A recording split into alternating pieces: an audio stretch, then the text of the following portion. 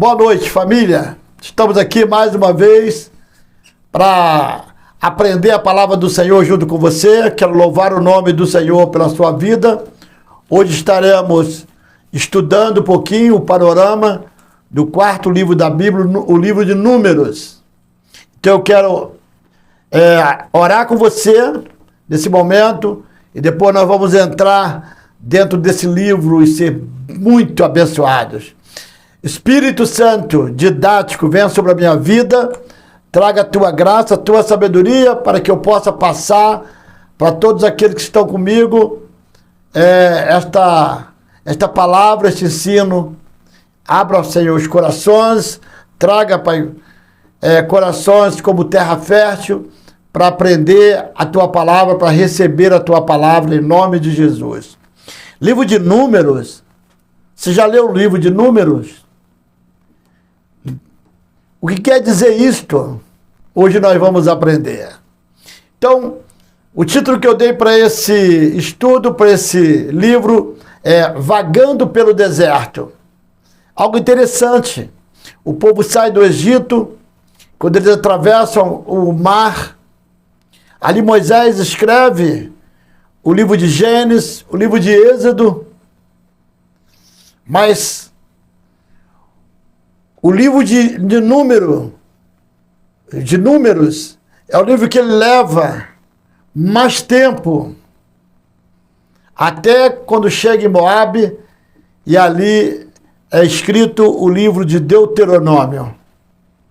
Então nós estudamos os 3 primeiros livros, livro de Gênesis, Êxodo, Levíticos.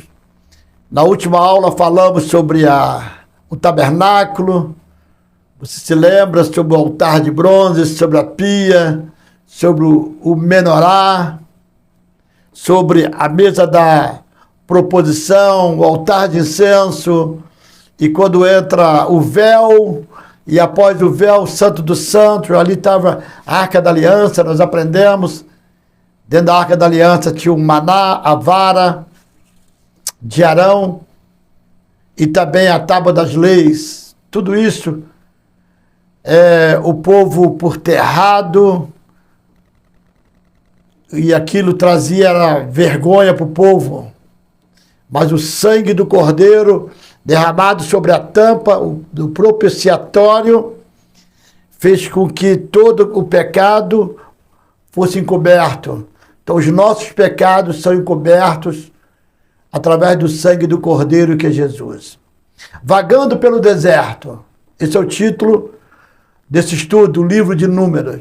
O livro de Números pode também ser identificado com o título, no caso, Vagando pelo Deserto. E seu versículo-chave está no capítulo 14, verso 22 e 23, que diz assim: nenhum de todos os homens que viram a minha glória e os sinais que fiz no Egito e no deserto, e mesmo assim me testaram 10 vezes, não obedecendo a minha voz, nenhum deles verá a terra que prometi a seus pais com juramento. Deus prometeu que daria a terra. O povo saiu e o povo duvidou, o povo tomou a decisão de fazer um Deus para ele, substituiu, fazendo um Deus quando Moisés subiu ao Monte Sinai, o povo que chamou o maná de vil, o povo que reclamou, e Deus não permitiu que eles entrassem. Então, está no capítulo 14, verso 22 e 23 de Números. Isso é muito terrível. Isso é muito terrível. Pois o povo que foi liberto do Egito, com mão poderosa, passando a pés enxuto pelo Mar Vermelho, testemunhou as pragas, viu a glória de Deus ao chegar diante da terra prometida, amaldiçoou a terra que Deus havia prometido que os daria. Moisés enviou 12 espias para sondar a terra, e 12 deles, somente 12 dos 12, Josué e Caleb, retornaram trazendo um relato de que a terra era maravilhosa. Uma terra que mana leite e mel, com cacho de uva tão grande que os 2 homens tiveram de carregar. Porém, os outros 10 disseram que não seria possível. Não seria possível tomar a terra, porque nela havia gigantes, grandes muralhas, um povo que diante deles, desse povo, eles eram como gafanhotos. Deus havia prometido que daria aquela terra para eles. O Deus que enviou as 10 pragas, afogou o maior exército da época nas águas do Mar Vermelho. Esse Deus daria vitória para o povo diante dos gigantes. Querido, se Deus prometeu, não duvida. Não duvide de Deus. Creia. Sem fé é impossível agradar a Deus.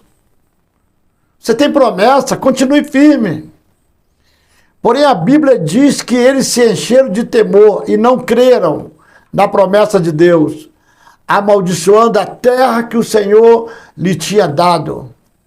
Por isso, Deus jurou que a geração inteira, acima de 20 anos, não entraria na terra prometida. Com exceção de Josué e Caleb, que creram e por isso entraram. Quando a palavra diz que muitos serão chamados, poucos escolhidos, está aí, ó. 12 foram. Só 2 disseram, não, a terra é boa, nós vamos conseguir. Tem problema? Tem gigante? Tem. Mas nós vamos. É isso que Deus quer de nós, querido. Que ao olharmos para a dificuldade, falemos assim, não, nós vamos conseguir. A palavra do Senhor diz que se eu passar pelas águas, eu não vou submergir. Se pelo fogo passar, chama nenhum arderá em mim. Depois você lê Números 13, 14, você vai ver quando Moisés envia os 12 e agora, quando eles trazem o relatório, é algo, eles levam o povo, no capítulo 14, quando eles trazem o relatório, eles fazem com que o povo todo murmure. Lá no 14, 26, Números 14, aos murmuradores não é permitido entrar na terra de Canaã. Irmão.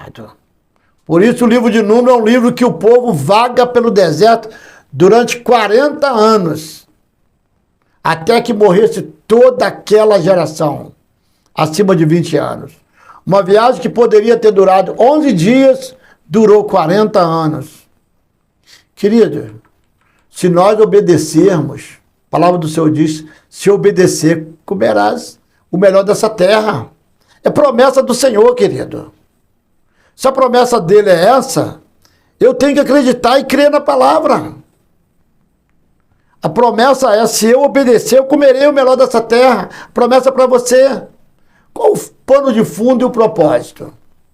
Diferentemente do livro de Levítico, que trata de um curto período de tempo, dentro destes 40 anos, o livro de Números trata do período de tempo desde o Monte Sinai e todo o período que o povo ficaram vagando em círculo no deserto até a chegada nas planícies de Moabe, onde já se podia avistar a terra prometida. Então, quando o povo sai, Moisés sobe o monte, onde vai receber a tábua da lei. Quando ele desce, dali diante, quando o povo faz o bezerro e fala, foi esse que nos tirou do Egito, dali em diante, número começa a ser escrito. Até Moabe. Até quando Moisés, nós vamos ver em Deuteronômio, quando Moisés, ele faz um discurso do final do livro de Números, quando entra em Deuteronômio capítulo 1, o discurso de Moisés nas planícies do Jordão. Aí ali Moisés faz o discurso. Aí entra o livro de Deuteronômio. Então, queridos, a viagem que duraria 11 dias, durou 40 anos. E nesse período que o livro de Número foi escrito, até a chegada nas planícies de Moabe, onde já se podia avistar a terra prometida. O título do livro, Números, por que Números? Se deu por conta de duas ocasiões em que os israelitas foram contados. Sendo a primeira ocasião no capítulo 1, quando eles saem do Egito, logo após, no capítulo 1 de Número, há a contagem do povo, e a segunda no capítulo 39. Então, por isso esse livro chama Números, pela contagem do povo. O autor desse livro, a autoria do livro de Números é atribuída a Moisés, sendo este o seu quarto dos 5 livros, escrito por ele. E a data escrita, localizada também por volta, eu tenho falado nos outros, que fica entre 1400 e 1600, eu fico em 1500 anos no meio, bem como o restante dos escritos de Moisés, tá? Quero passar agora para você um esboço. O esboço para nós, para ficarmos assim, bem didático, do Sinai, do Monte Sinai, as planícies de Moabe. Do capítulo 1, verso 1, até o capítulo 4, versículo 49, os israelitas se preparam para deixar o Monte Sinai. Olha só. Lembra, né? Lá no Êxodo, quando o povo sai e sobe, Moisés vai até o monte. Após receber a lei de Deus e descer do monte, Moisés encontra o povo ao pé do monte adorando o bezerro de ouro. Este ato de idolatria desencadeou um juízo de Deus sobre o povo. Naquela época, Deus matou várias pessoas. Esta primeira sessão, os 4 primeiros capítulos de Números, se dá logo após estes terríveis eventos. Que Deus odeia a idolatria. Deus odeia a idolatria. Deus tem ciúme de nós. Tem até um hino que diz que Deus tem ciúme de mim. Deus tem ciúme, querido. Em segundo lugar, vemos mais leis de Deus sendo entregues para o povo no capítulo 5, versículo 1, até o capítulo 10, versículo 10.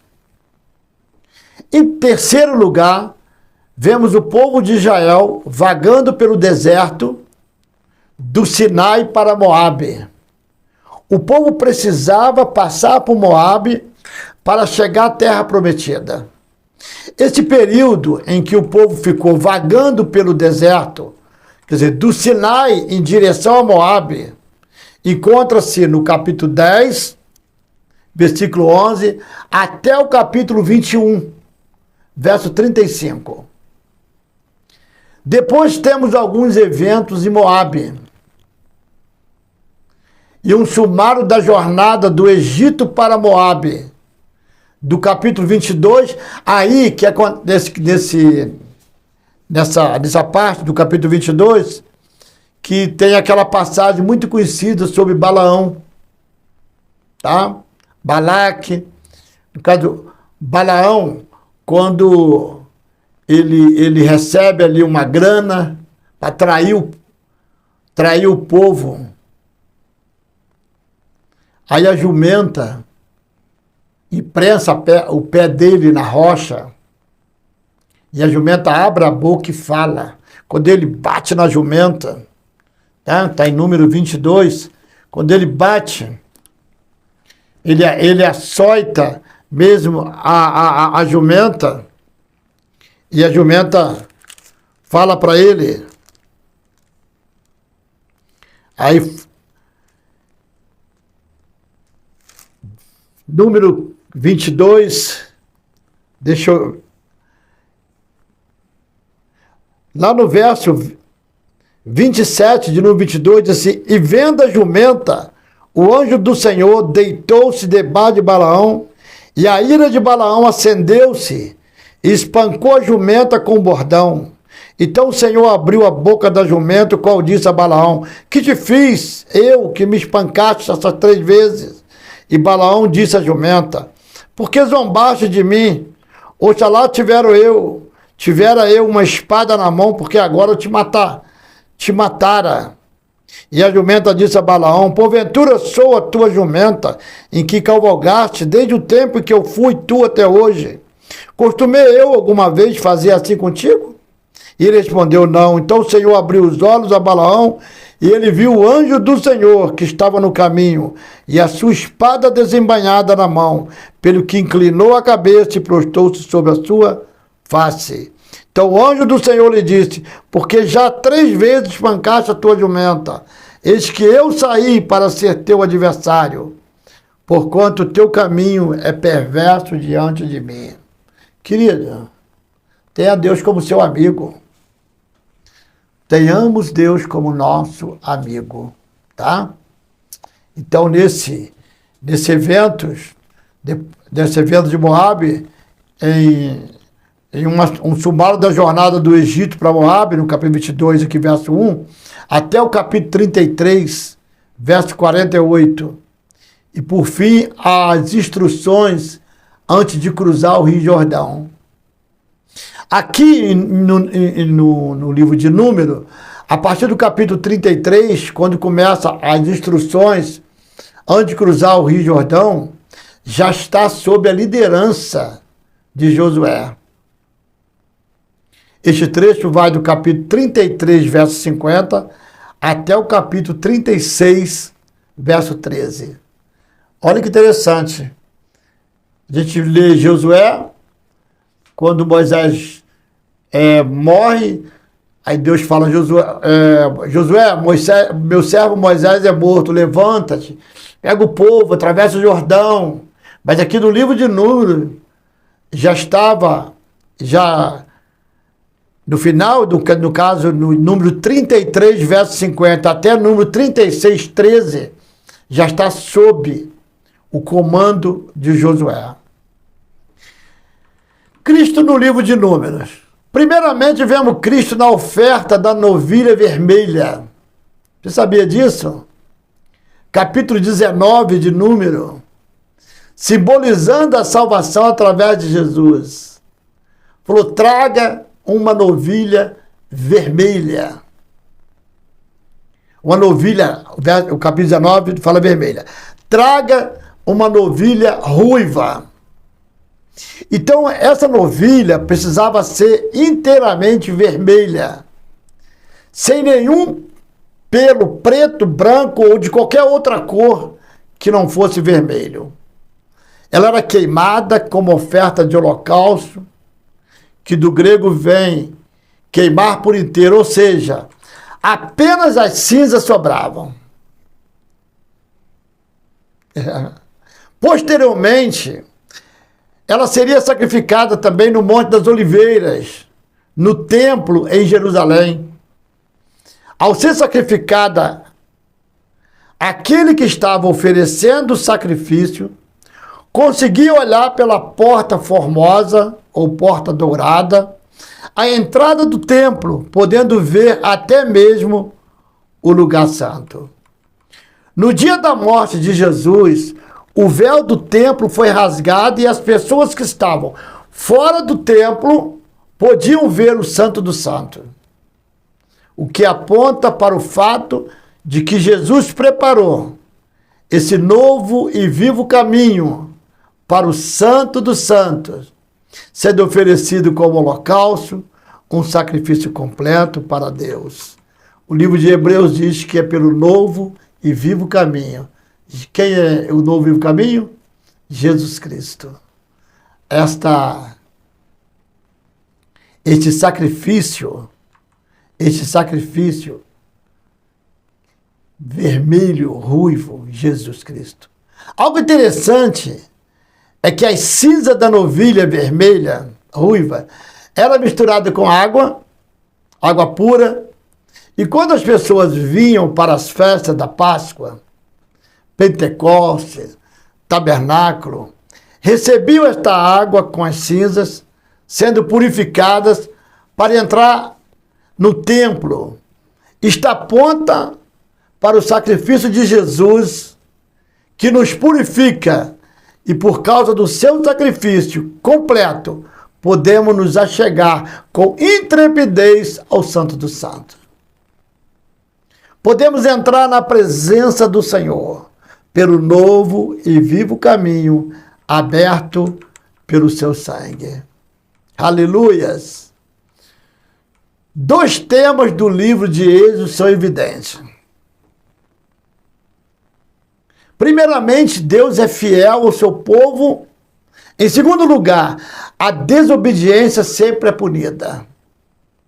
Esse livro, querido, quando eu estava estudando o livro de Êxodo, para passar para vocês, o livro no caso de Números, perdão, para passar para vocês, eu fui descobrindo, sim, fui adentrando dentro desse livro, andando dentro desse livro, falando, Senhor, eu preciso me achegar mais. O Senhor perdoa. Tu és um Deus fiel. Mas também o Senhor é um Deus que exige obediência. E a desobediência é punida. Olha só, Deus falou assim, eu vou tirar vocês do Egito e vou levar vocês para a terra de Canaã. Foi uma promessa ou não foi? Deus prometeu. O povo entrou em Canaã? Não. Deus mentiu? Não. Somos nós que escolhemos. Cristo morreu por nós, para nós alcançarmos a nossa Canaã. Agora, quem vai decidir se quer ir ou não é você, sou eu, querido. Somos nós. Josué e Caleb, por exemplo, você vai vendo em Números 14, quando eles voltaram, eles decidiram obedecer. Se Deus prometeu a terra, tem gigante? Tem, mas nós vamos conquistá-la. Agora os outros 10 não. A maioria não. Não vai com a maioria. Não vá com a maioria. Ainda que seja a minoria. Mas tem que ser a minoria, que esteja com a verdade. Aleluias. Deus, ele puniu os desobedientes. Deus é longânimo e não tem prazer na morte do ímpio. Mas a Bíblia diz que Deus não reputará o culpado por inocente. Então nós precisamos parar. Eu vou ser assim, precisamos parar de brincar de ser crente. Deus, vou repetir, Deus não reputará o culpado por inocente. Mas nós estamos na graça, pastor. É aí que é mais sério ainda. A graça é mais sério do que a lei. E é apenas através de Cristo. Não há outro caminho. Só através de Cristo, crendo que Ele morreu pelo nosso pecado, confessando como nosso Senhor e Salvador, que somos considerados inocentes. Somos justificados pela fé.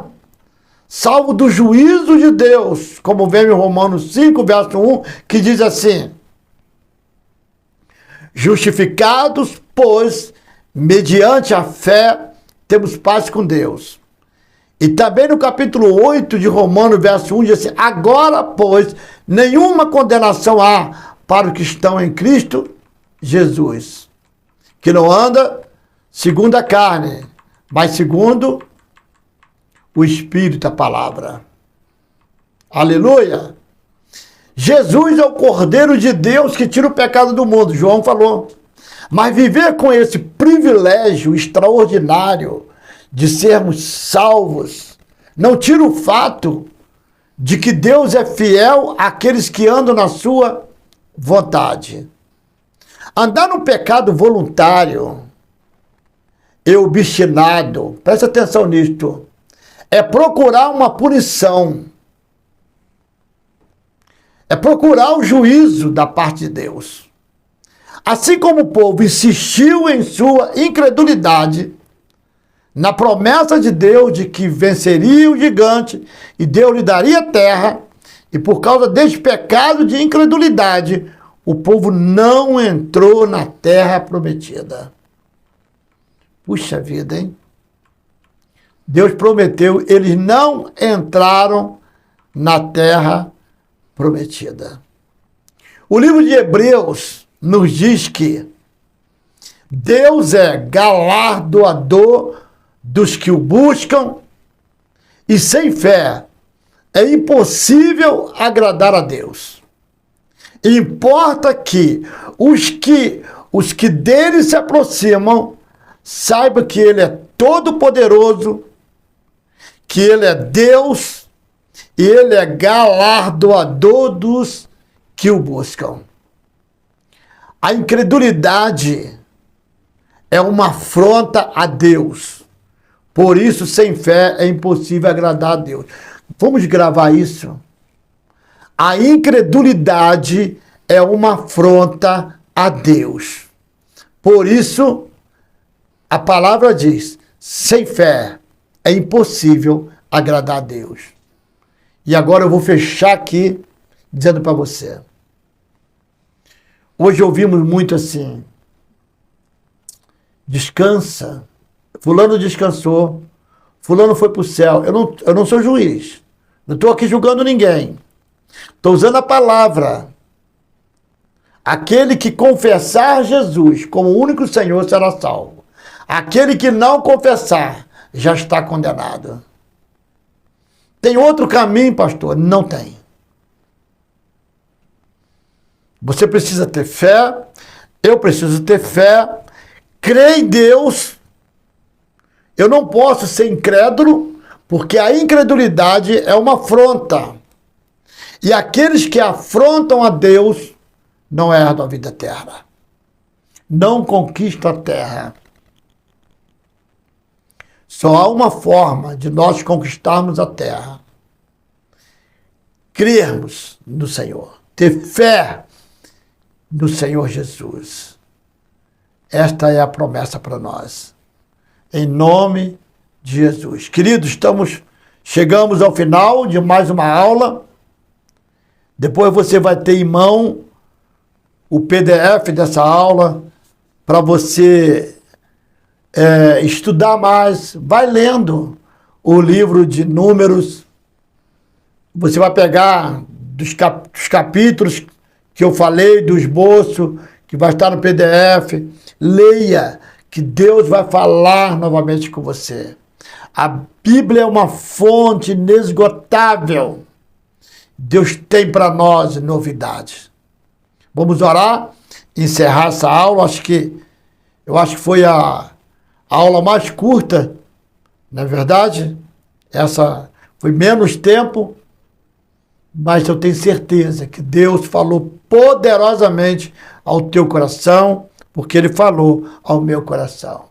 Amado Deus, nós te louvamos por esse momento, por esta oportunidade, podemos estudar a tua palavra, podemos dividir a tua palavra.